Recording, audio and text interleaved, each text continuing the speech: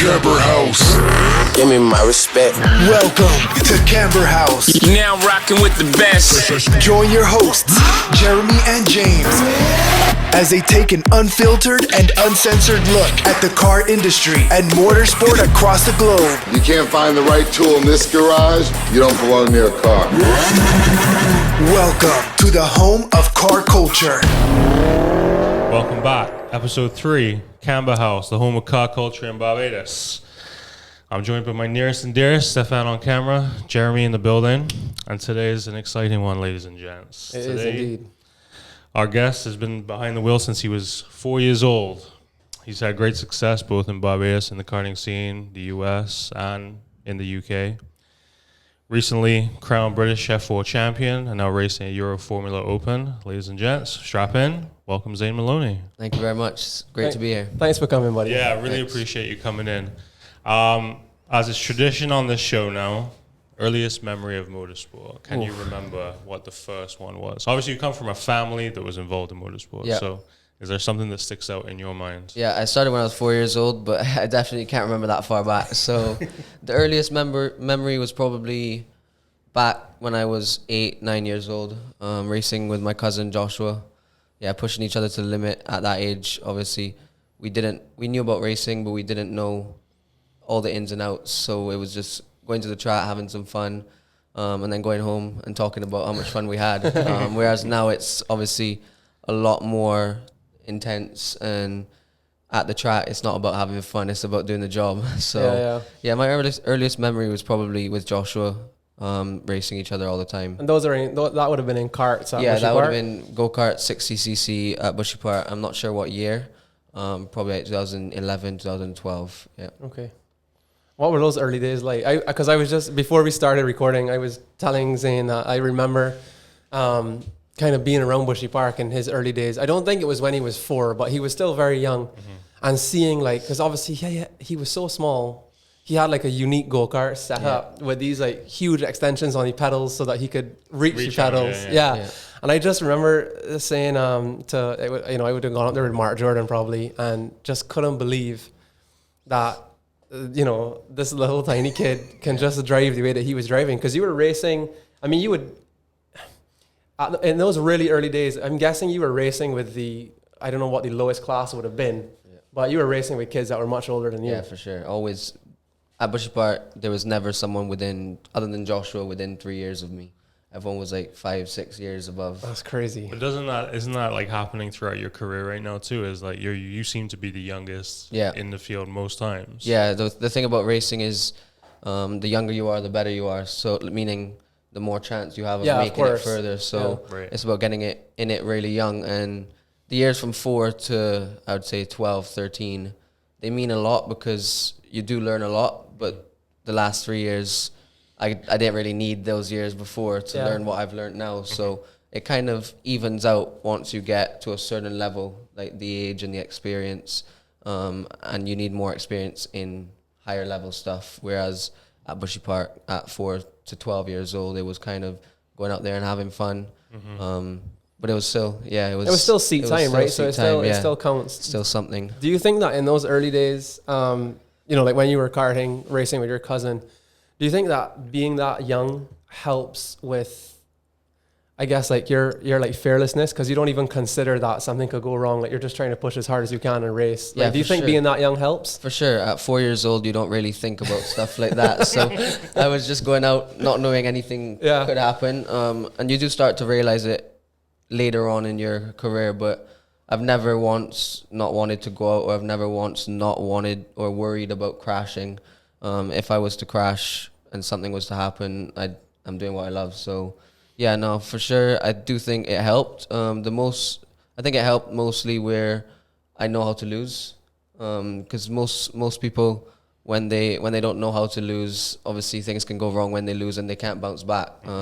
Whereas against my cousin Joshua, when I was 4 years old, I'm already learning how to lose and learning how to deal with it. And my parents always taught me that you do have to lose in life. So whenever I lose, you just try to bounce back even stronger. And I do think that those early years, those first 5-6 years did help with like learning how to be able to take defeat. Yeah, That's sick, man. Yeah, that is good. Did you ever have any, before you started traveling overseas, did you have any, let's say like serious crashes in the go-karts here in Barbados, or nothing too bad? No, nothing too bad. I've seen big crashes. I went to, in the early days, I went to do one race in the US with, if you know Mark Kinch. Yeah. Yeah, and he had a massive crash. I remember like yesterday. Yeah. Yeah, it was a massive crash, and he had to go to hospital and everything, and Shit. It was really bad. But I got out there the next day and I was ready to race again because I didn't know how serious it could actually be. But luckily, You've never been involved in anything too bad? I've been involved in quite a bad one in karting in 2018. I got hit into a fence and like was flipping and stuff, but I just had a headache. I didn't really have much damage, so it was. I've gotten off really lucky so far. Really, appreciative of it. Yeah, that's good, man. We have in our notes that in 2015 you went to competing in your first race in the UK and won in Wales. How was that? How was it competing overseas from competing in Barbados? 'Cause obviously you had been very successful here. You won championships in karting, and how was it to go overseas? Yeah, I remember going on a family trip with everyone in my family, 20 people, and we were just going up to England to just sightsee and things like that. And my dad saw there was a race, easy kart race in Glanigors, and he asked me if I wanted to do it. Of course, I'm going to say yes. So we ended up going up just to see what the level was like. And so wait, you were just on vacation. You weren't even going to race. No, I was on vacation. And oh shit, that's funny. Yeah, and then we decided. That's how you're in a racing family. Right? Sorry, go ahead. For sure, we decided to do it, and just to see what the level was like, to see if I can move up to the next level. And we ended up winning that race. So it was great to be able to go up there straight away and win. And I remember everyone in the UK like looking like, who's this kid from Barbados coming up now? He vacation, just coming to And then when we beat them, or when we were racing with them and came out on top, it was such a great feeling because everyone in the family was there to support. And from then on, everyone in England has said that the Bajan family is the loudest they've ever seen. That's hilarious. Because they were on the top grandstand just screaming every lap, doesn't matter what place I was in. And it's great. I think everywhere in the world, you come back to Barbados and it's just nothing like anywhere else. Yeah. The Bajans really come together, so it's great. For sure. When you so when you went to this track, would that have been your first time driving a track that wasn't Bushy Park? I had gone to one other track, which is where Mark had his accident. In the US? Yeah, in the US. Right. But other than that, So what was it like at that time?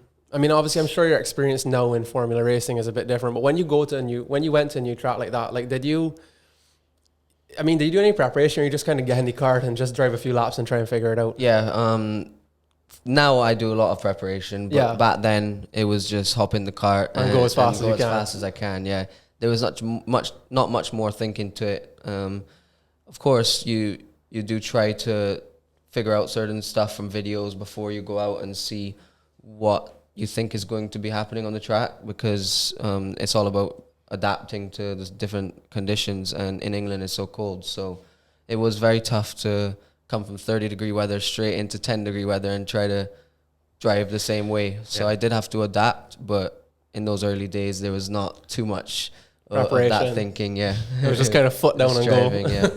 True. All right, and in 2016 you started competing in the US with Kart Sport North. I guess the season was a bit up and down. What was your experience like in the US in karting? It was good. The experience was good. I won a few races. I can't remember if I won championships. I think I won a few championships, but it was my first proper season going away. And of course, if you go and do one race, two races, you can do well, come back, have fun at home, or do what you're doing at home, and then go back up a year later. But once you start a season and you commit to a season, it's a lot tougher, because your commitments are towards that now, and you have to put aside your life really to go and do it. So it was very tough. Kart Sport did a great job. It was some pretty good drivers there. A few friends made, and it was a great experience. But this is when in 2016, would you say that's when you kind of started to get, kind of like more serious and really try to push towards claiming in that kind of open wheel, or making a push towards open wheel? That's when it got serious. So you kind of, like, what was happening with school at that time? At that time, I was in St. Michael's school, and it was really tough because of the school as well. So obviously being in a public school, it's a lot harder to get the work when I'm away. And I didn't drop back in school, but it was getting too tough. And the next year would have been even tougher when I would have been up there even more. So we had to move to Lockerbie College and do the schoolwork and get the schoolwork sent to me when I was away. So you would just be in the US, or in the, I guess in 2017 you're still in the US? in 2016 in 2017 US, you were with Ricky Flynn. yeah. So 2017 years with Ricky. 2017, right. So 2016 is US and still at St. Michael's, trying to manage the balance between pushing for your racing career and still doing school. Yeah. And then halfway through 2016, I remember going to Lockerbie and it being obviously a lot easier for me. St. Michael's was a great school. I learned a lot there, but I did have to, at some point you have to move to get the schoolwork easier, because it was too tough. Yeah, they weren't set up to kind of accommodate your unique needs. Yeah. Yeah. Okay. Well, I guess we're going to segue into Ricky Flynn, which is obviously one of the most prestigious teams in karting in the world. How did that move come about? Was it something you planned for? Is it, just walk me through how that happened. I honestly can't remember how it happened. I think one of Hamilton's managers was in Barbados for Top Gear. Yeah, the Festival of Speed. Yeah, or Festival of Speed, one of the two. And he hooked my dad on to Ricky Flynn, because obviously they're the best team, one of the best teams in the world. So we went and did a test with them. And in the UK? In the UK. No, it was actually in Italy. Okay. So Ricky Flynn is based in the UK, but they don't really race in the UK. They race all around Europe, in the European stuff. So we went and did a test with them, and straight away went with them for the next season. So 2017, I was with them in juniors, and it was a completely different, another step up. Talking about the competition, I mean, I can imagine it's fierce in karting in terms crazy. of It's unbelievable. There's 80 drivers, 90 drivers, Jesus, and only 20, 25, 30 make it to the finals. So yeah, Europe is definitely the toughest place in the world to go racing, or to go karting. And the early days that year, I remember going out, not being at the back, but definitely not being at the front. And for a child, that's like, you don't want to go back and not win. Yeah. So I remember it being very tough, and Ricky treated me very well, got me up to speed, continued to develop me, and after a few races, I remember winning my first race or coming second on the podium. So yeah, definitely a tough level in Europe. Is that where the race preparation started, really being something important? Yeah, for sure. In the US, there is a bit of data that you go through in between sessions, but it's more laid back. You go there, have lunch with the teams, and then go out race, and then be friends with the drivers and teams again. Whereas in Europe, it's the complete opposite. You go up there, you race, hating the drivers next to you, and then you go to lunch, you don't speak to the drivers next to you, and then you go back and race and hate them again. So that's crazy. Yeah, and then from like the team perspective at this point, I'm assuming the amount of data and preparation you're doing now, like I guess during the race weekend and leading into race weekends, is kind of gone up a level again, right? Yeah, for sure. There's a massive truck that we do all our data in. We went in the truck, and Ricky would go through everything. They don't really watch video too much in karting, which I think that's something that they're starting to implement because it is needed. But yeah, we'd go in, hours of data, back out on track, see if I could replicate it. Of course, change some stuff with the setup depending on what I'm feeling with the go-kart. And yeah, but the main thing that why it was so hard in Europe is just the level and the amount of people that are at that level. In the US, there's maybe 2 or 3 that are at the high level, whereas when I went to Europe, there's at least 30 or 40 that are at that high level, and then there's a few at the top that are even higher level. So yeah, it was, the level of competition was much higher. Insane. Yeah, that's crazy, man. I mean, and then while you were racing with Ricky Flynn, I guess now we were in Europe, so you got a chance to drive.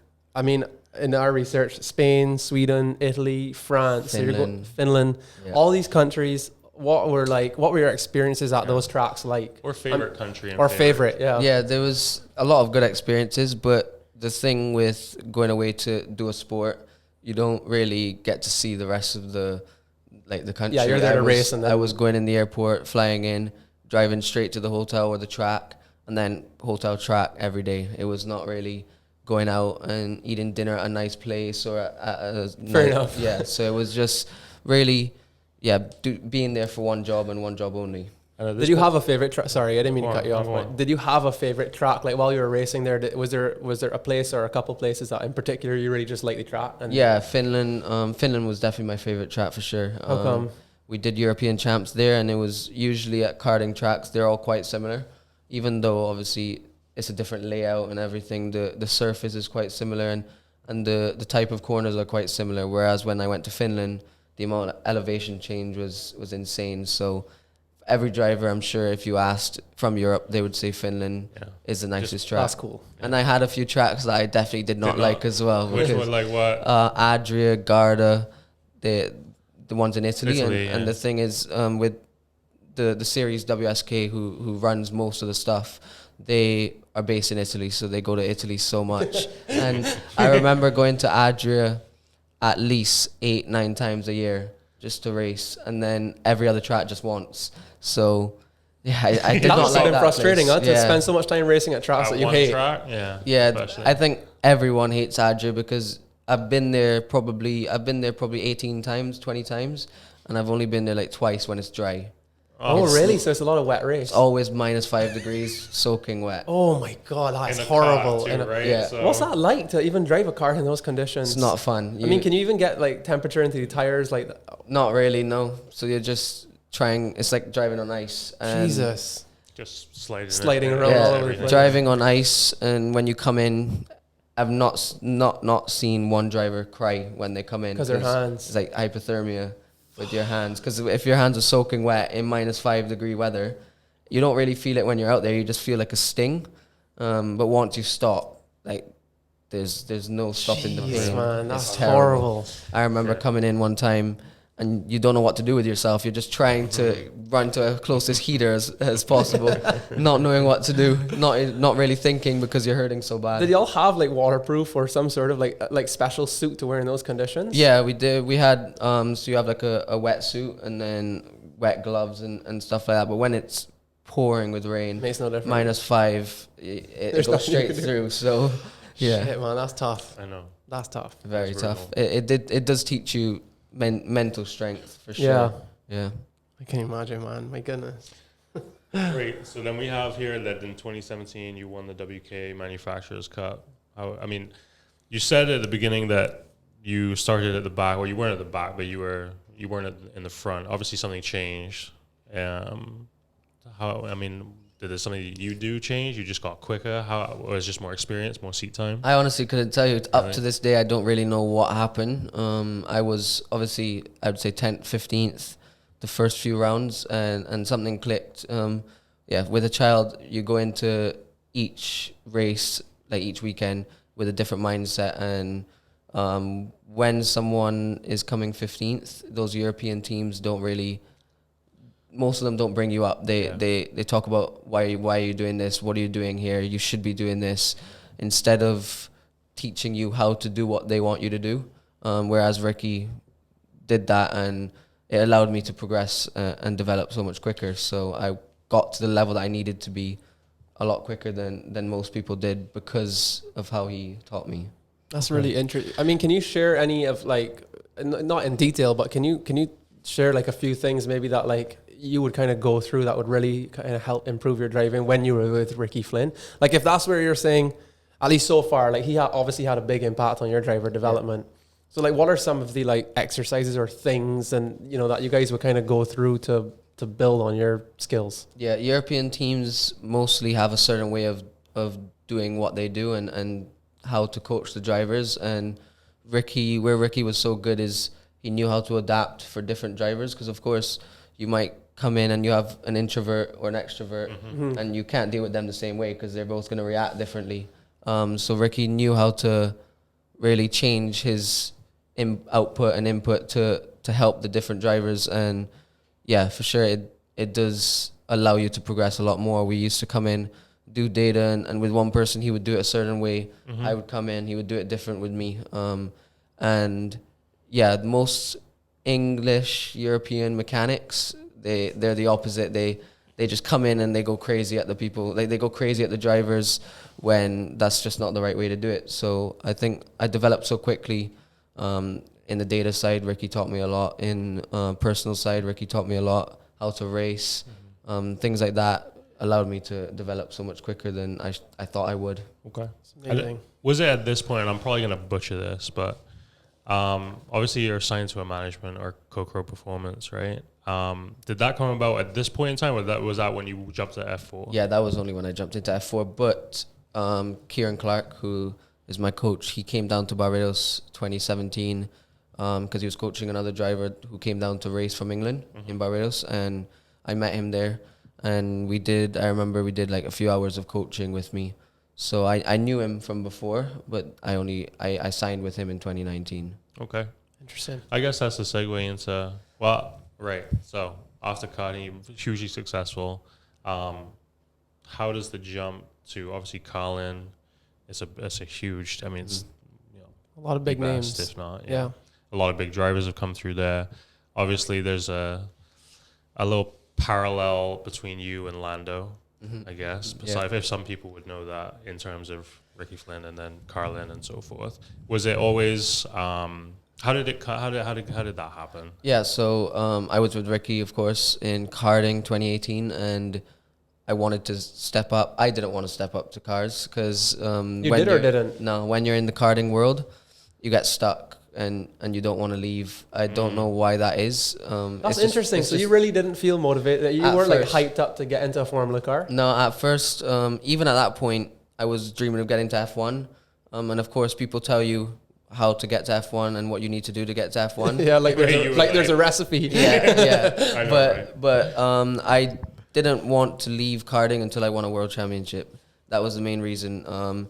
Because I came so close in 2017, where I got smashed off in third place. So I was definitely wanted to redeem myself the next year, and to not get the chance to do it, even though I was moving to bigger things, I always wanted on my name a world championship. Of course, we didn't get it because we moved to F4, which was the best move to make. But I remember my dad coming to me and telling me about F4, and I was like, no, I want to do another season to win the world championship, or at least a European championship. And after a while, I went and tested F4, signed with Carlin, and we were off to F4.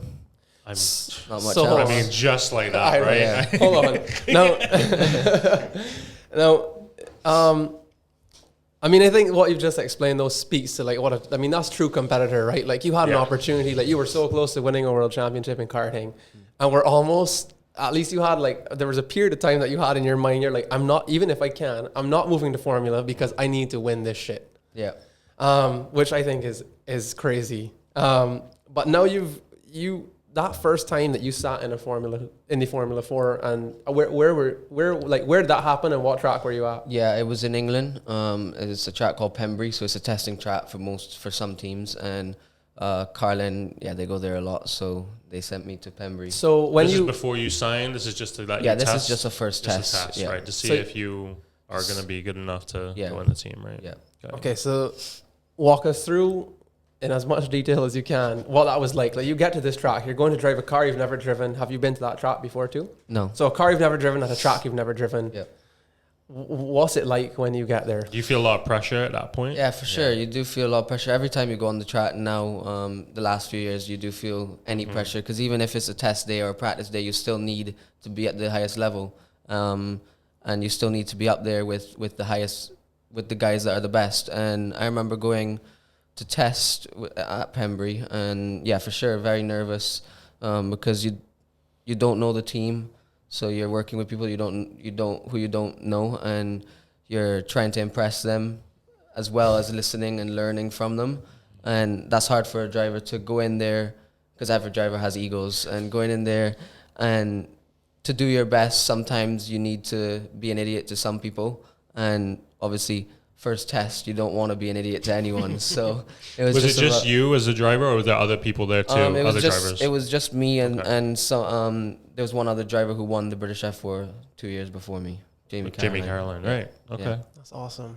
So when you got in that car for the first time and you're going out driving your first laps, what were you thinking? Like, how did it feel? It was great, of course, to drive something new. I felt at home straight away, which was surprising. I felt that I was doing it for a long time, and straight away within a few tenths of the guy who won it 2 years before. So yeah, I felt at home straight away. And at this time, had you driven? This is 2018, right? End of 2018. End of 2018. So had you driven any sort of open car before? Like, had you driven the Radicals? Like, I don't know if they were at Bushy Park. No. So this was your first thing outside of go-karts, really, that you were, or race car? Yeah, for Shit, sure. man. Yeah. And to be in a few tenths of a Jamie champion, that's crazy. So F4. yeah, now you're okay. So that test weekend goes well, and then I guess at some point after that, Carlin is like, yeah, we want you to come and drive for us in the 2019 season. Yeah, I remember doing the test, it going very well, but I still wasn't wanting to go to F4 because I still wanted to win this world championship. And even though it went well, I just couldn't get out of my head that I did not win the world champion. Like, on my name, if I was to get to Formula One, it would have been great to always have that world champion in karting as well. And now I don't really see the point in thinking about that because you have an F4 championship. Yeah, and when you leave karting, I only realized, of course, last year, but when you leave karting, drivers think this team is going to see me as a world champion and this team is going to give me the best car, give me the best engine, give me the best stuff because I'm a world champion and I've shown what I've shown in karting. Whereas when you leave karting, the team doesn't care what you've done in karting. If you've come last or first, irrelevant. they don't care because it's something new. It's a completely different way of driving. It's a completely different way of working with people. So I've realized that now, and yeah, it would have been great to win the world champs, but it just didn't happen. And so then we tested, of course, with Carlin. I can't remember how long after we signed with them. Of course, a lot of conversations and a lot of few more tests, and they all went well. So we signed with them and just started getting ready for the season. A lot of testing at that same track, Pembrey. Yeah. What's the preparation like for an F4 season? Did Carlin send you a lot of things? I'm presuming you were here and then having to go up. Yeah, I was based in Barbados, right. And just traveling to the UK, right? Because there's 10 rounds in the British F4 Championship, so I could come home for 3 weeks, then go back up. Whereas in karting, it was every single week racing. So it calmed down a bit, which allowed me to come home, get to see family and friends, which definitely does help you because racing is a lot more mental than physical. Yeah. So it did help me, and yeah, for sure the preparation is very tough. Go up to England, same day, drive to the Carlin factory, do a full day of sim work, probably a seat fit, and then drive straight to the track. Next day you're testing, so yeah. All right, let's take a quick break. We want to dive into more F4 stuff. Let's take a quick break, and we'll be right back to talk more about F4.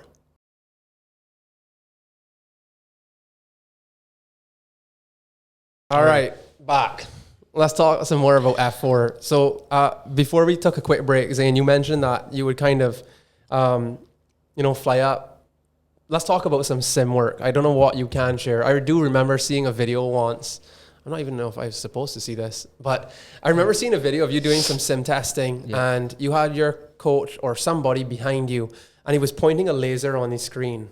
Can you talk a bit about what that exercise is about? Yeah, that's an eye tracker. So when you first obviously start out in the Formula cars, it's a lot bigger than a go-kart. It's a lot longer than a go-kart, and you need to find what's happening in it and adapt to the new thing. And the laser is for where you're looking into the corner. So in a race car, if you're under braking and you're still looking straight, you have a problem because you should already be looking into the corner, and it all comes natural. And as a coach, they want, firstly, when you start with them, they want to see where you are with that. And there's no right way of how to look into a corner and what to do, but if you're looking straight while trying to turn, it's not going to work. So that's what they try to see what's happening. And sometimes if you're having problems with, let's say, missing apexes, and that could sometimes be the reason. Interesting.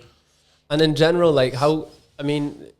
because obviously you didn't do any sim work with go-karting, but now you're like driving Formula, doing all this sim work. I mean, what was that whole and like how much does the sim really help? Is it more about perhaps learning a track rather than feeling the car, or like does a lot of it actually transfer to when you sit in the car and start? A lot of people say that the sim helps them and the sim does well for them. I personally think I use the sim to learn the tracks. I also use the sim to just go spend some time with the guys at the factory, spend some more time with my engineer on the sim. And of course it does help you, but you can never get every bump the same on the sim as the real track. So you just kind of get the layout of the track, do a few laps or a few tens of laps, and then but the problem with the sim is you start to see through the screen, of course, because it's like watching a movie. If you watch a movie for 5 hours, you're not going to be watching the movie anymore. You're going to be watching through the movie. So yeah, it's the same thing as that. And yeah, whenever I go and do prep at Carlin, it's only a few hours. Really go at it, try to get everything done, and then you don't do any more, because it can be a detriment to you as well if you do too much. Interesting. So let's start with F4. Obviously, new for you. A lot of kind of fanfare, interviews, the whole production of F4. What was your goal going into it? Was it to win immediately? I mean, I, from knowing you now for a little while, it seems like your goal is just to win everything you possibly can. Yeah. Sure. Was there anybody in the field that you looked at and thought, this is going to be my direct rival? Was it teammate? How does that, Not really. I did have a teammate, Joe Turney, who's won a few world championships in karting. Yeah. So I knew it was going to be tough, but I don't really like to look at a driver and say he's going to be my rival, because I personally don't want any rivals. I want to be obviously winning by a long way. So I just looked at every driver the same, if they were at the back, at the front, because it depends on how you're going into the weekend, what mindset you're in, because you could be in a good mindset and be winning races, and then you could go back even the next day or the next race and not feeling the best and be at the back. So it's not about really judging rivals and seeing who you want to beat. For me, it's just about doing the best I can, and I'll beat all of them. That's what I think. Yeah. I think I remember, was it the first race that you got punted off at the last corner? Was it was the first round, second race, right.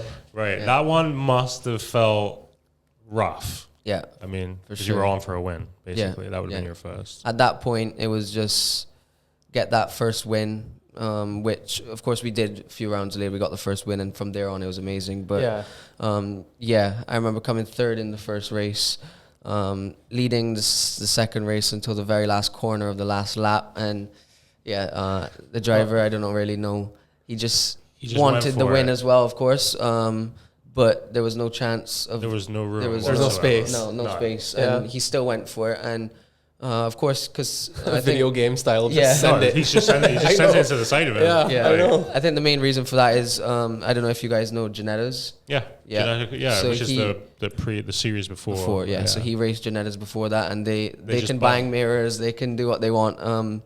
So, of course, I came from karting where you can't do that still. So I knew... you can't touch here and get away with it. You're gonna crash. Whereas he just sent it. So he maybe had some old habits. Yeah, for sure. That's hilarious.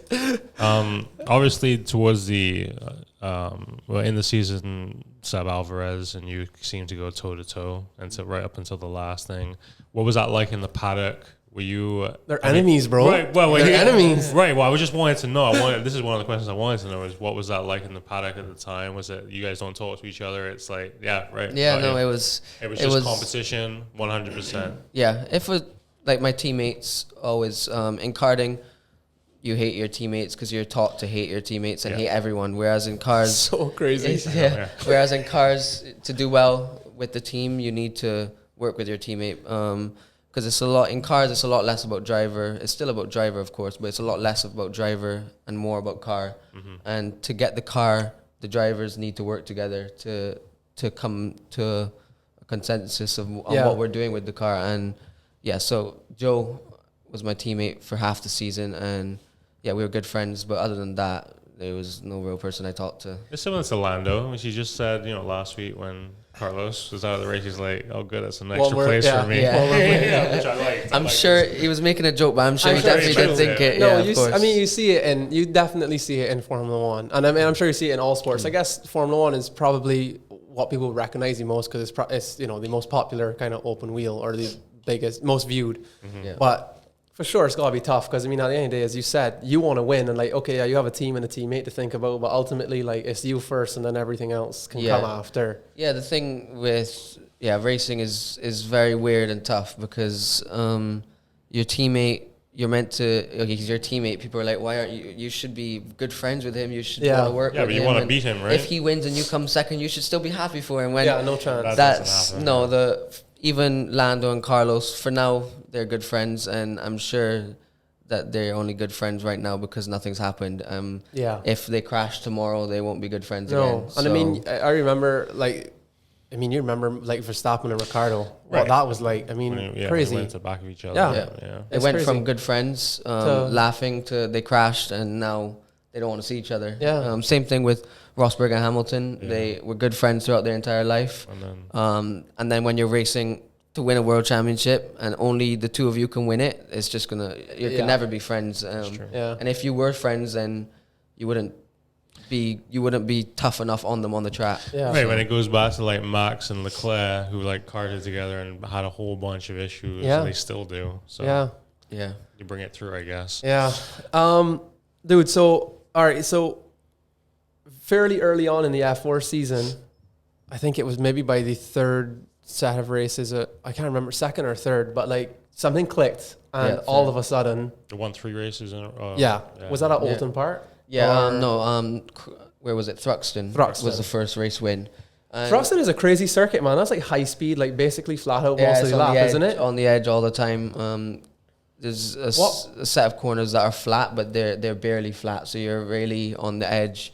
And to be quick, of course, because there's a long straight, you need to keep it flat. So Thruxton's really tough, and I don't really think something clicked because, of course, we should have gotten that race win at round one. And when you get a race win, or when you get your first race win, you just get a lot more confident, and the team respects you more. Because the team saw what you did and saw how you drove. So when I got that first race win, of course, it was a very nice feeling. And but after that, I went straight into the truck and worked for the next day, which we won that next race as well. So you think it was just more of a confidence boost? You saw that you had it in the first race, unfortunately got into an accident, went to Thruxton, and just had that additional level of confidence. Yeah, for sure. It was pushed. Definitely confidence in myself, but the team's confidence in me as well was lifted. For example, if I go in after a race and I say I had oversteer mid-corner or whatever, you're going to say, if you haven't won a race or if you haven't shown them, then they're going to look at their data, they're going to see something different, and they're going to do what they want to do. Whereas that's interesting. If you win a race, when I go in and say that now, they'll change what I want straight away. And even at the highest level, I'm sure it comes in again where let's say Hamilton and Bottas, if Bottas comes in and says something, they're going to take it a lot less literal than if Hamilton comes in and says the same thing, just because he's proved so much more. Bottas could be just as good. He's not, but he could be just as good. I can see what your allegiance is like. But he hasn't proved as much as Hamilton has. Interesting. That's teams. Some teams work very well with drivers, and some teams you need to show them that you're the real deal before they really respect you. That's interesting. Favorite track in F4? Not Kill. Not Kill. Yeah. Why? Elevation change again. It seems to like an elevation change. Yeah. I love a corner where you can't see it. You can't see the corner. You're guessing. So you'd like Spa. You'd like Spa. Yeah, I love Spa or Circuit of Americas. It's got some good elevation on it. Laguna Seca as well. Yeah, that's a good one. Yeah. Dude, sorry, just real quick. As you started to build, and I guess your confidence and the team's confidence is growing in you as the season goes on in F4 because you're showing that you've got the pace and you can deliver results. As you go to a track, what's it like, I guess, setting your car up? So, did you arrive at the track and the team would, look at previous years, somebody's, a setup, set your car up with those settings, and then you go out and drive some races and kind of tweak from there? What does that process look like? Yeah, well, with the good teams, of course, I've only been with Carlin in a race car, but so that's all I know. But with Carlin, there's a baseline set up, so every track they go to, from experience, from knowing what they did wrong the last year, they always have a setup that you go out with, and the whole goal is not move far away from that setup, because if you're moving far away from that setup, either their baseline setup is wrong and they've done something wrong and they need to, their prep needs to be better, or if you have to go far away, either you could be doing something wrong that's making the car feel different to what it should be, and also in a race weekend you don't get much time, so you have to really be on it and really go to the first session with already a good car. Yeah. Interesting. And I mean, so you didn't, and like when you go out and like you're feeling out the car, are you just primarily looking for things like, as you mentioned, like mid-corner, oversteer, understeer, how it behaves under braking, and like making small tweaks to kind of suit your style? Or yeah, for sure. I think now that you're obviously at a really high level, you need to be switched on, being able to have the right technique in each corner, because each corner is different in its own way, and you have to, let's say some corners, you have to obviously hit the brakes and come off quickly to get the car to rotate, whereas some corners hit the brakes and you need to hold it for longer. It depends on what car you have, and that's where you need to be so switched on. And I always bring up Hamilton, but that's where he is better than everyone right now, because he's just able to do his job on track, and he's able to get the best out of every car he gets, but he's also able to feel every single thing, go back in, and that's why the next session he always comes back quicker, because he knows exactly what he wants and what he needs, and that's what every driver wants to do. And everyone talks about experience, but that is where experience comes into play, and that's where knowing from previous years or from previous races how to deal with the team and how to deal with certain people, that's where experience is a massive advantage. Sure. Walk me through the last round of F4, which I can imagine, I mean, even here, I think we probably felt pressure. Like, that must have been pretty insane. Because obviously, Seb Alvarez had picked up quite a few wins, I think, at that point. It was coming pretty hard at you. Did anything change in your mindset? What was it like? Yeah, well, we won 7 races in a row from Thruxton onwards, and yeah, it was going great. And then there's a halfway break, and I hope British F4's not watching this, but I highly doubt it. Yeah, I want to hear this. You send all the engines back, all the teams halfway through. So when you get 3 wins, you have to send the winner has to send their engine back once the person gets 3 wins. As in for like meaning inspection? for them to check it. Right. They check the engines for cheating all the time. Right. But they carry it back to see what's happening, and these are like as Ford EcoBoost Ford engines. EcoBoost, Right. Yeah. So we won 3, then we won another 3, so we had to send it back twice. And it's the same engine, though, that they're giving back to you? Yeah, we had to send it twice before anyone else has had to send their engine once. And then halfway through the season, everyone's engine goes back. And yeah, so something came up. They're meant to equal them out, because of course... Who's they? The Ford guys. EcoBoost. Oh, okay. So they have, all the engines are supposed to be... Yeah, so they're meant to, of course, because every engine, high speed, low speed, off the line is different. So they have a way of equaling everything out to make it even, because that's the whole point of Series. those type of championships, is to make everything even though there's different teams. Yeah. So all the aero on the cars are equal as well? So there's no Yeah. difference really between the cars outside of setup? No, you can just change the Like angles, but pitch, not the actual, you can't change the actual elements Right. of the car. So yeah, we sent back the engine and it came back and we were like 3 miles down each straight. So yeah, that's why I think everyone who I've talked to is sure that that's the reason why we dropped off. Yeah. Because I remember we went straight back to Thruxton, which is you need Fast. You need power. Pace. Yeah. Like if you have power, you're gonna win. Yeah. And I came 6th, 7th, and 5th after winning 7 in a row. Yeah, that's crazy. That's crazy. Yeah. And I was getting definitely overtaken. wrong. I was getting overtaken halfway down the straight, and they were saying, "Oh no, it's equal." So Joe at this point Joe had left. So we had the option, of course, of changing to Joe's engine, but they have to equal it out as well. So they can easily just play with what they want.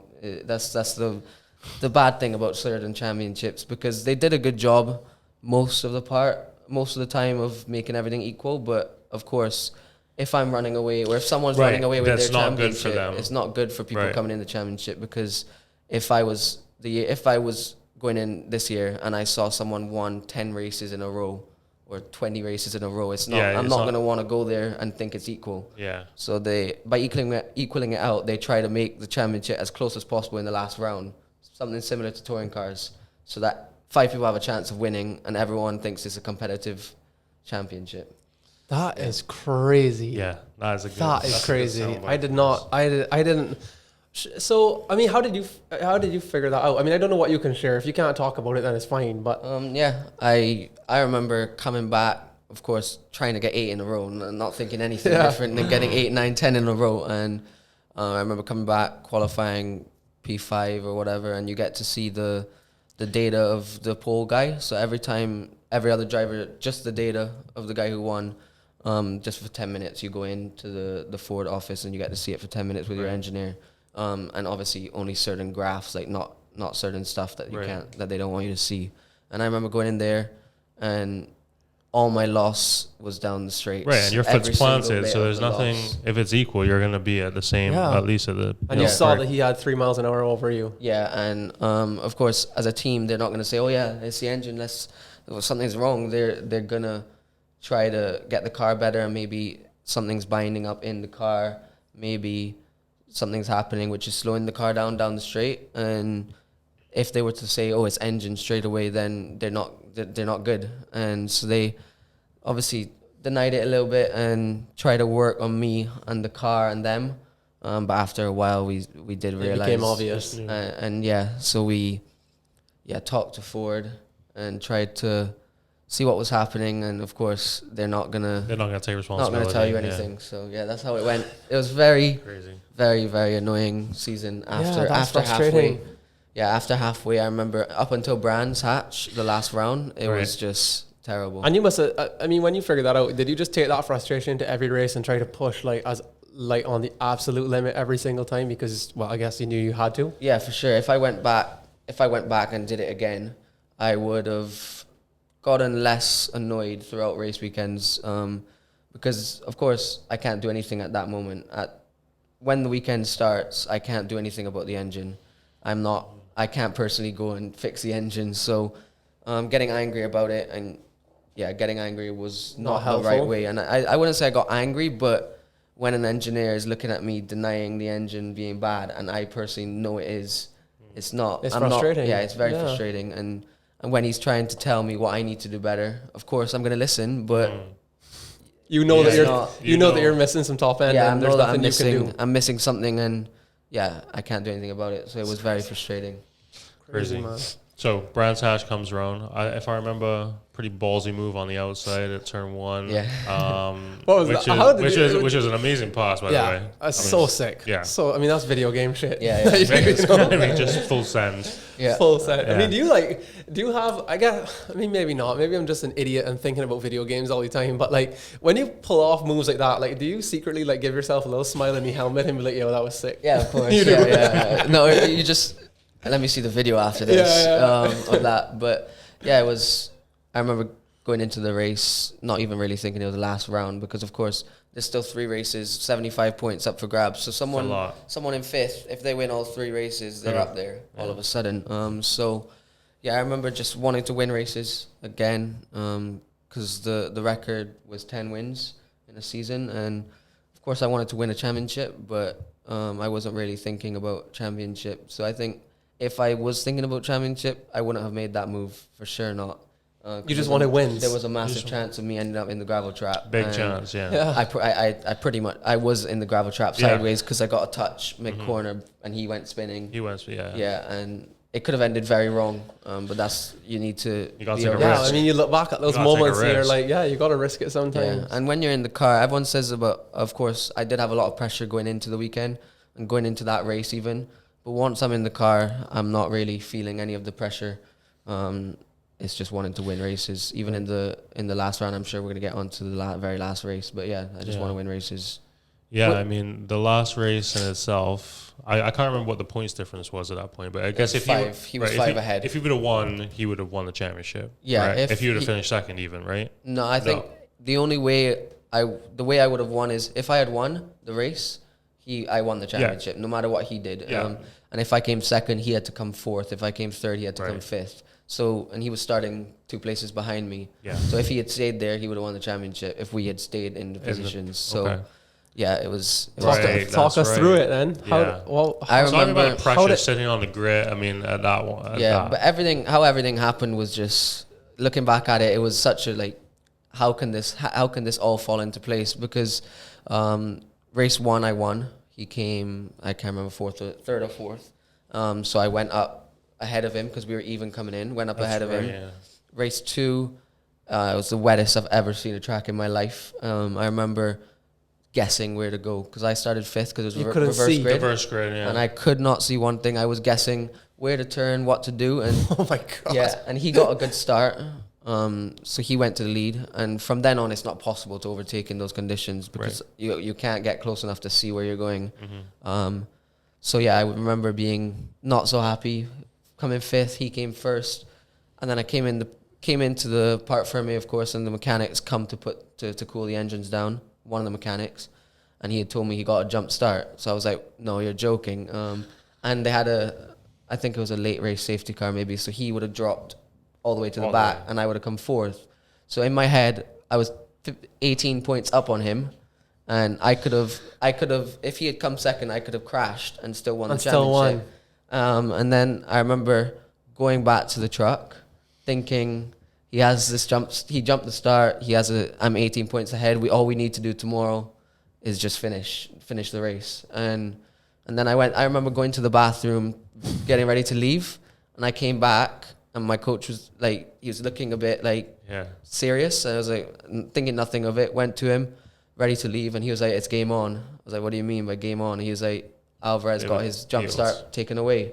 And I was like, that's not possible. Yeah. So we went back and looked, and it was, he didn't jump the start. No, he didn't jump the start. So yeah, I remember going back to dinner, telling my coach we've literally gone 28 races and we've lost this championship in one race. And I remember him just telling me, of course, different stuff to get my head in the game again. But I went to sleep that night thinking I've come second in this championship. Could you sleep? Really? Did you even sleep that night? I mean, your mind must have been just racing. Yeah, I slept really well because I was just fed up. I was like, we've done this whole season to come second. What's the point? Interesting. But then I remember waking up the next day ready to win the championship. You were fired up. Yeah. And then that final race day. Let's talk about that one. Yeah. So my entire family was there, which was great. Yeah. Yeah, it was in the zone so much that I didn't really even talk to any of the family before the race. Not because I was stressed or nervous. It was just because I was so focused on doing the job. And what's worked for me so far in my career, last year, this year, is it's weird and people probably think I'm talking craziness, but before a race, it's if I'm starting second, I visualize exactly what I'm going to do. And of course, everything's not going to line up because people are going to get bad starts, good starts, whatever.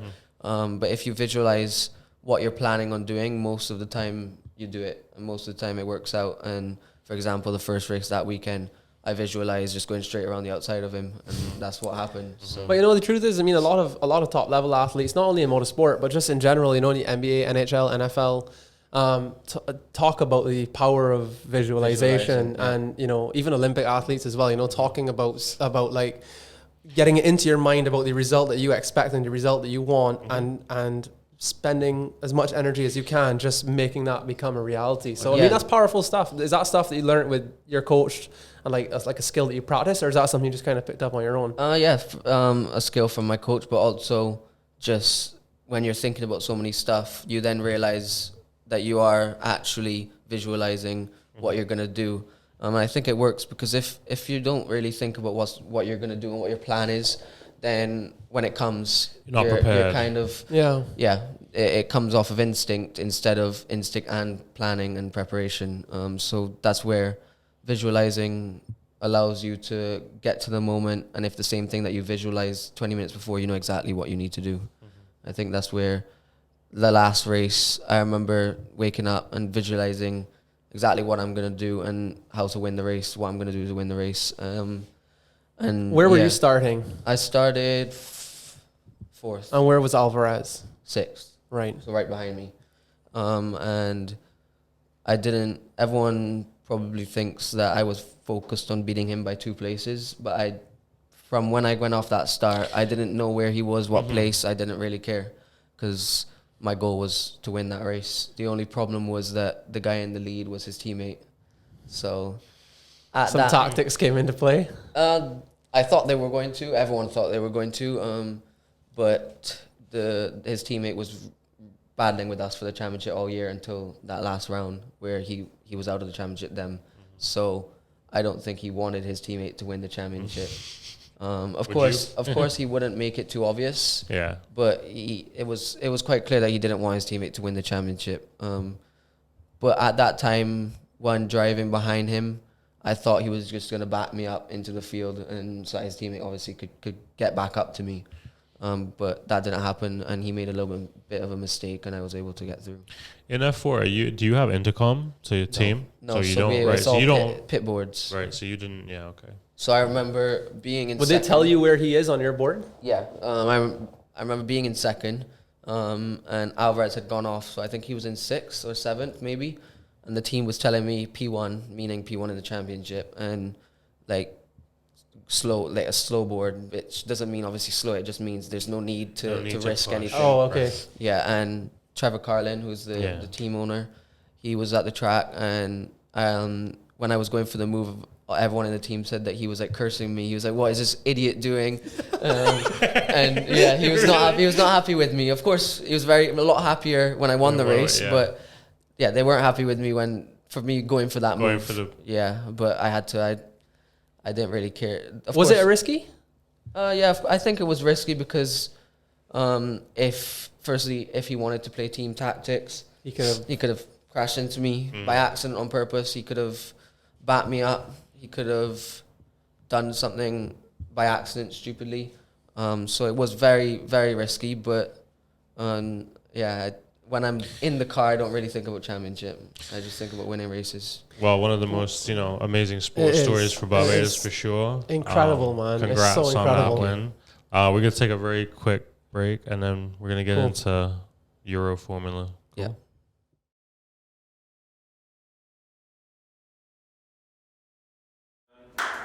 All right, we're back. So, congratulations again on the F4 win. I mean, the images were amazing of your whole family, literally. I mean, how did it feel across the line with all your family there? It was insane. I remember losing my voice just because you know how much effort has gone into that season from you, from the team, from your family, from everyone supporting you, and to cross the line and come second would not have felt good, and to cross the line to come first was unbelievable because you have a British F4 championship on your resume. You as a rookie. And you're only one of 2 rookies ever to do that, right? I was the first rookie to do it. Yeah, Crazy. Yeah, it was such a crazy season to come across the line. To win was amazing with all my family there as well, and everyone back home. That obviously makes your profile in a big way. I mean, just doing a lot of interviews and things like that. We moved to the FIA awards ceremony. Yeah. What was that like? Yeah, it was great. Who did you get to meet? I was around all the big drivers in the sport, and it was kind of a formal dinner, so it wasn't going and talking to people, seeing how people are. It was kind of just collect your award and watch the rest of the awards happen and just enjoy the experience. But yeah, it was great. I remember, of course, Hamilton being at that time a 6-time world champion, I think it is.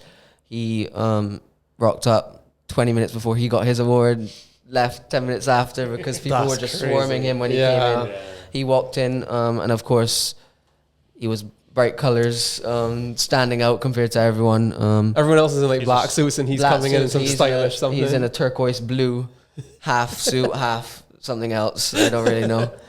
So when he came in, everyone just swarmed him. Oh, that's crazy, So, man. yeah, he came in really late. And you've had the chance to meet him and I mean, I remember when he was here. Yeah. And obviously, I feel like obviously, he's your favorite driver. I can tell.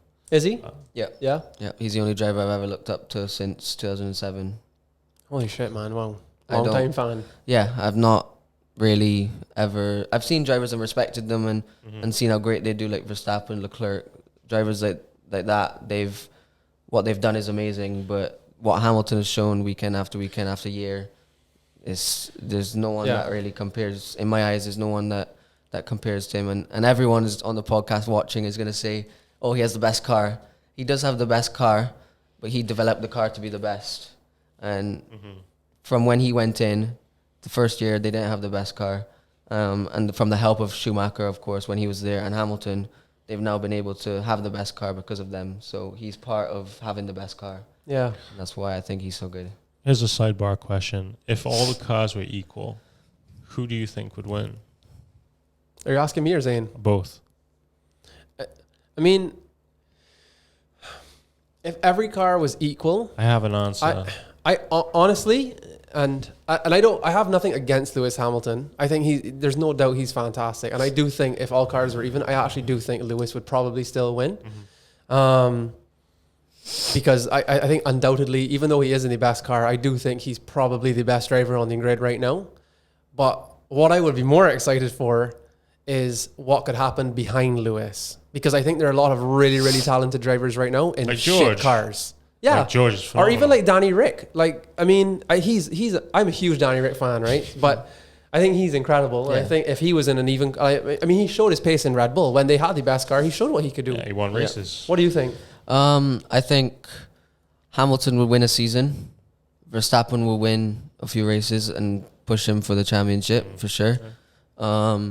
I think Leclerc, Russell, Lando, Ricardo, all those guys will be. Wouldn't it be will up amazing there if the cars were closer to like have to be able to I mean, don't follow, you to think be it- able to. Yeah, like do you think it'd be better? For sure. Almost like F2. How F2 Yeah, is. I mean, it's yeah. But the thing with F1, why it will never be always equal is because a driver can develop a car, and let's say Hamilton, he's so good in a Mercedes and he's amazing. If he was to go and drive a Red Bull tomorrow, I'm sure he wouldn't beat Verstappen. Other way around as well. It's not possible to go into other cars and just straight away be on it. And that's why I think there's no real changes in driver lineups in teams, because most drivers not just scared, but they don't want to go into another team and explore. And then have to start over, basically. Yeah, and that's where Ricardo, Alonso, guys like them, they're amazing in that way, to being able to go over and do well in other teams as well. Yeah, Alonso's- yeah. I mean, Alonso's got insane talent. Yeah. Yeah. He's almost won everything. Yeah, Yeah. So, crazy. right, let's get back to you. So, did you know during the F4 season that you were gonna? Did you know what the next step was? I didn't know what the next step was. I know that I was making a step. Right. You knew that, so you knew you were only doing one season F4. Yeah, because firstly, if the what we were saying to ourselves and the team told us is if we do good enough, if we're in the top 3 in the championship, then there's no point in doing it again. You just move up. But since I won the championship, I wasn't allowed to stay again. Right. You have to move up. What were the option? Was the option given to you British F3 as well as Euro? I mean, what came about? Yeah, there were many different options. British F3, Formula Renault 2.0, FIA F3. And the main reason why we went to Euro Formula is the Euro Formula car from last year. It's a different car now, but it's quite similar with the Halo. But the Euro Formula car was the FIA F3 car from 2018. Okay. So it was still quite similar to what they were running the year before. And the amount of things you can develop on the car, and it teaches the driver how to use the car at his advantage to get stuff out of it. And whereas in even F2, most other cars, the rules are really strict, where the team can only change a certain amount of stuff. For example, gearings in an F2 car, you can't do all of that. Whereas in what I'm doing, you can, which it just develops the driver a lot quicker. When I go to F2, let's say, I'm able to jump straight in and tell the team, oh, it's a roll bar that we need to change to make the car better. Whereas if I did Formula Renault, there's not as much that I can do to develop. That was the main reason. So you chose Euro because you think it's best. You and your team think it's best for your for development. development, yeah. Interesting. Yeah. For competition, it is very good as well. But yeah, if it was for publicity, I would go straight to FIA F3. Right. But for the longer picture, Euro Formula was the best option. Oh. And when you first hopped in the Euro Formula coming out the F4, what were some of the main differences? Like, how different are the two cars? Oh, insanely different. It was a bigger step than karting to F4. Right. A way bigger step. The amount more of power, which for a driver is not that much of a problem. Like having more power. Mm-hmm. The main difference was being able to going at 200 kilometers, being able to go into a flat right and not lift because you know that you have the grip. The grip, yeah. And that's where experience comes into play, because in that F4 car, if I come to that same right-hander, I'm going to be having to brake. And in that F3 car, to be able to do it flat, you have to be confident in the car under you that it's going to do it flat. And when you're so used to an F4 car for a year, if I jump straight into that car, the F3 car, I'm not going to think that it can go flat straight away. And that's where you just have to get confident with the amount of aero and downforce it actually has. And it's even bigger step, of course, to F1, but it's crazy the amount of G-forces, the amount of downforce you have, the amount of braking, stopping speed is so insane. how much faster and how much later are you braking compared to your F4 car? Yeah, I'm probably, let's say at Silverstone, one of the hard braking zones, I'm probably going 50, 60 kilometers quicker, maybe even more. And I'm probably braking 20, 30 meters later. My goodness, that is crazy. That must have been did it take you a while to adjust, or did you get in and after a few laps, like you're like, you can really push throughout it? the season in F4, I was already starting to test British F3, Euro Formula, right, stuff like that. Okay. So it didn't take too long, because as a driver, the best drivers, you have to be able to adapt to anything. So it didn't take too long, but of course, first lap when I went out, straight away is like, well, there's a lot of grip here, a lot of power, and it's just, yeah, it was tough to adapt. But talking about testing, because obviously the F1 boys couldn't drive, so I know they came. Talk to me about that. Who was there and what was it like? Yeah, it was a great day. I remember going testing. What circuit were you guys at? Silverstone. Right. Yeah, Silverstone, and Lando was there, Carlos, Latifi, Max Chilton came along, Ben Barnacle. Yeah, they were all there. Most of them were there for the F1, the three of them, Latifi, Lando, Carlos. And then Max Chilton was there because IndyCar wasn't started yet. Yeah. So it was a great day. I was in the new car, so the new Euro Formula car. They were in the car from... This is the Dallara? Yeah. Yeah. They were in the car from 2019 Euro Formula, so they... the only one that was in my car was Ben Barnacle and Max Chilton. Okay. The F1 boys, and Latifi was in my car as well, sorry. Latifi was in the same car as me, but Lando and Carlos were in the older car. And at that stage, Carlin or anyone didn't really have that many spares for the newer car. So when Carlos and Lando were out there racing, I tried to get into it a bit, but I got told I wasn't allowed to, just in case something was to happen. Yeah. They don't have many spares. So they told you to back off? Yeah, they told me don't go around them, let them do their own thing. Not because they were F1 drivers, just because, of course, the space. Yeah, you don't want to risk anything. Yeah. Did you get to see lap times? Yeah. How'd you measure up? Look at that smile. Come on, man. The new car is about 8, 9 tenths quicker than the old car, so we didn't really compare to those guys. But compared to Latifi, yeah, you were on pace? I was quicker. There you go. Jesus. That's a good thing. That is a good thing. How sick, though? I mean, it must still have been cool to just like be there and have that, drive with those guys. Yeah, for sure. Did you guys interact with them a bit? Yeah. I spoke to Lando. Carlos, I don't really know him like that. Lando, of course, being with Carlin for 3-4 years. I also went to the US to watch the F1, and I saw him there as well. He's messaged me on Instagram. I've messaged him on Instagram a few times. That's pretty cool. When I won the championship, stuff like that. So I knew him. So I had a few conversations just about training and what he thinks I need to do. He offered some advice? Level. Yeah. How much older is he than you? Like 4 or 5 years? He's 22, so I'm 16, 6 years. Right, because you have to remember he's only 16, so he's, Yeah. It's crazy. Right. So Crazy. Euro Open Formula. How do you feel it's going? Obviously, you have one did not start, right? Which, I mean, talk me. All right, let's actually go to round one first.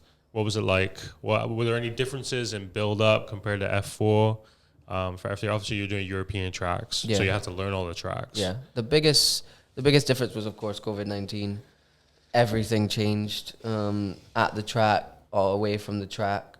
We weren't allowed to be around. We weren't allowed to sit down and do proper data. It had to be me with a tablet here, engineer, 6 feet away. 6 feet away from you. Yeah, and so it was tough in that aspect. No people watching, no traffic on the way to the track, which that part was nice. good. Yeah, but yeah, it was for sure. It was different than anything I've done before. But yeah, the weekend wasn't so amazing. No. Well, I guess you want to win everything, but it seems to be very competitive. I mean, you have drivers who are 4 years older than you, I guess, who have been in F3 and FIA F3 coming across. For sure, it is very competitive, but this F3, F2, F1 is now where the team and the driver working together makes a big difference. Whereas F4 is really about the driver. The team can help you with the setup, but they can't do much to help you other than you going on track and doing the job. Whereas in this stuff, with the aero stuff, with the gearings, everything, one small change can make a big difference, and one small change can put you half a second off or half a second ahead. So, yeah, I think Carlin only doing 2 years in this championship so far, me doing 0 years in this championship, has not allowed us to go straight in and win straight away. How does that feel? But we're getting closer. Didn't feel great. Yeah, if I go out on track and I have a chance of winning and I make a mistake, of course, it doesn't feel great. But you know that tomorrow you have a chance of going out there and doing your job better and winning. Whereas in Hungary, first round, I was going out there knowing I don't have the speed to win. And no matter what I do, I don't have the speed to win. My only chance is lap one, getting past as many guys as possible. So yeah, it was a great weekend at all. I came 4th and 3rd, which is not bad. Not terrible. Podium. Yeah, a few points on the board, and then went into round 2, and we got a step closer, so it was good. Sorry, go ahead, man. I was going to ask you how you feel, because obviously there's no reverse grid anymore for you. It's a lot better. Right. You like it? Because you're qualifying twice. Yeah. Right. So it's qualifying on the Saturday morning and then Sunday as well, right? Yeah, for sure. It's a lot better because at this stage you have enough experience, so you don't really need racecraft. That you don't need to learn how to race in a car. Whereas in F4, I think they do those type of reverse grid races because they want you to start 6.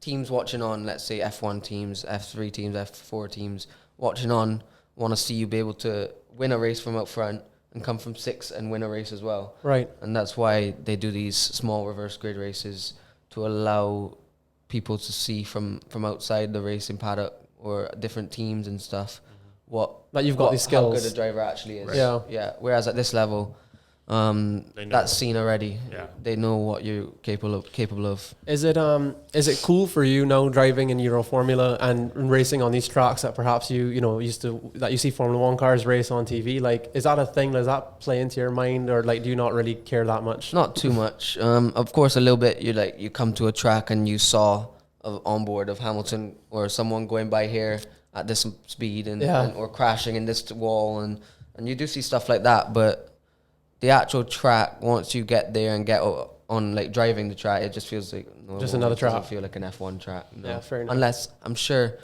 if you were on the F1 weekend, it would definitely feel different. Because of course you're driving and then watching F1 cars drive on the same track. But for me, it feels normal. Fair enough. Cool. Obviously you have an idea of where you want to be and what this is obviously a stepping stone to something bigger. Yeah. I think I was asking you off camera if it was going to be a sidestep to FIA F3, but obviously that doesn't seem to be for you. If it's F2, would be the next step after this. Or are you planning to be in this championship for a while? What?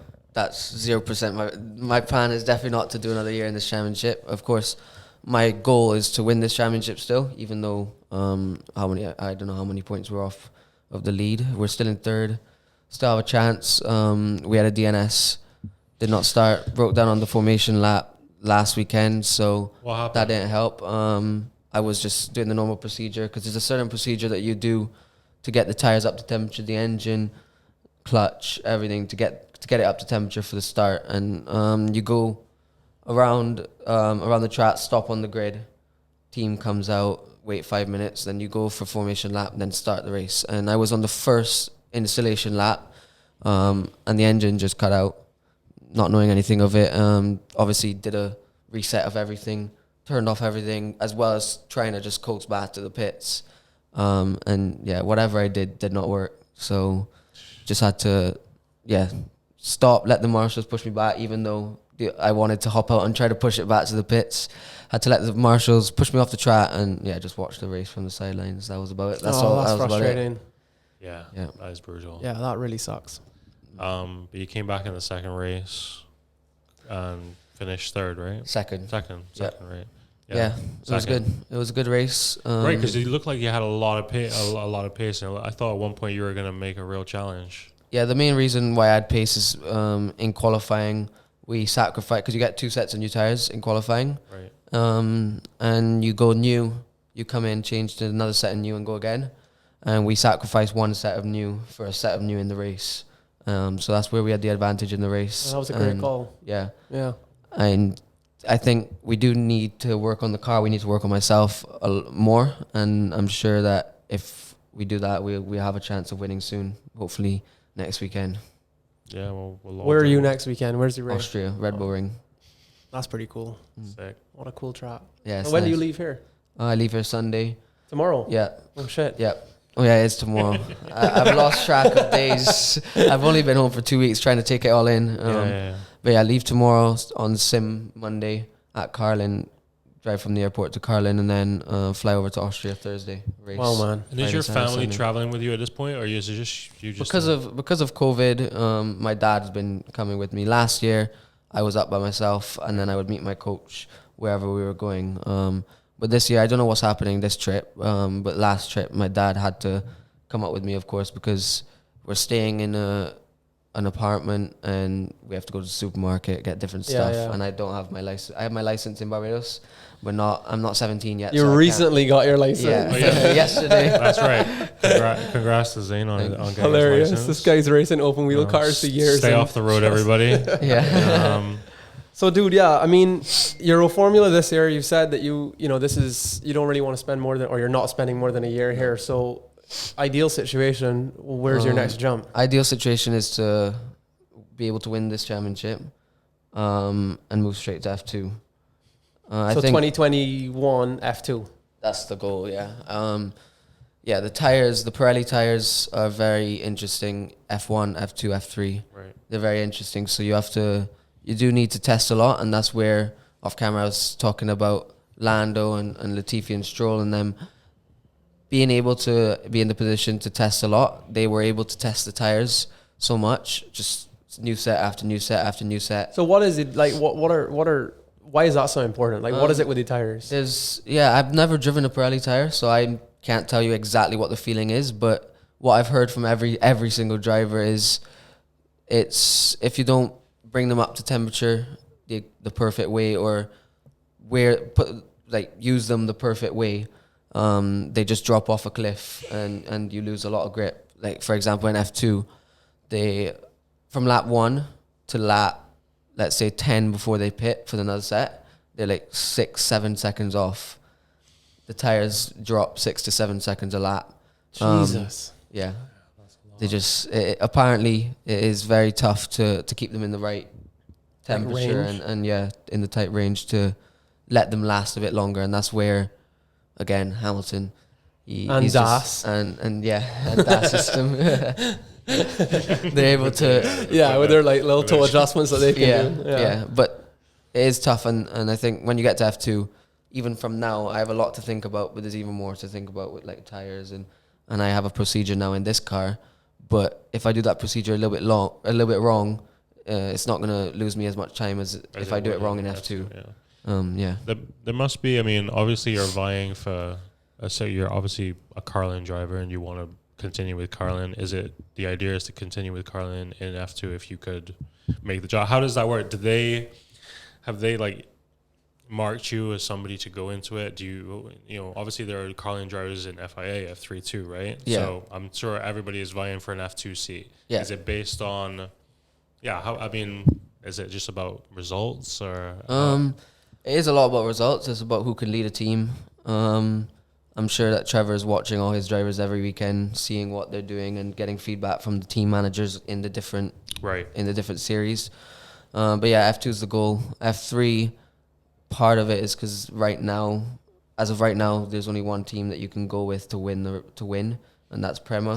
Prema, right? Yeah. Whereas F2, it's a little more open. the teams are more equal, a lot more equal. I'm loving F2 right now. Yeah, it's amazing. Schwartzman is a beast. He is. He's gonna be a serious F1 driver, I think. Yeah. Yeah, Like- so Schwartzman's really good. Ilot's quite good. It's just that he's quite experienced now. Yeah. Who else is good? Sonoda, really good. Yeah. There's a lot of drivers. Mick Schumacher, he's quite good as well. Yeah. There's a lot of drivers in F2 that have a chance of getting into that F1 seat. It's just tough, man. There are only 30 seats in F1. It's just about timing. It's right. about who Wait, you 30? know. No, that's not right. How many? 20. 20, sorry. 20. It's about It's not time. 30. Yeah. Timing and who you know. Yeah. And of course, a bit of money. That helps too. So yeah, I mean, what else you have? I think that's it, man. I mean, again, I thank you so much for giving us your time. I mean, it was really cool to, I knew a bit about you before, but it was really cool to kind of sit down and get the opportunity to chat with you and just hear these stories because, I mean, you're the only Bajan that's been through this stuff, so it's amazing. It's amazing not only that you've come from such a small hill island and have been able to have so much success in racing, but again, that you were willing to kind of give us some time this morning to chat. So just thanks for coming in, man. Yeah, It's amazing.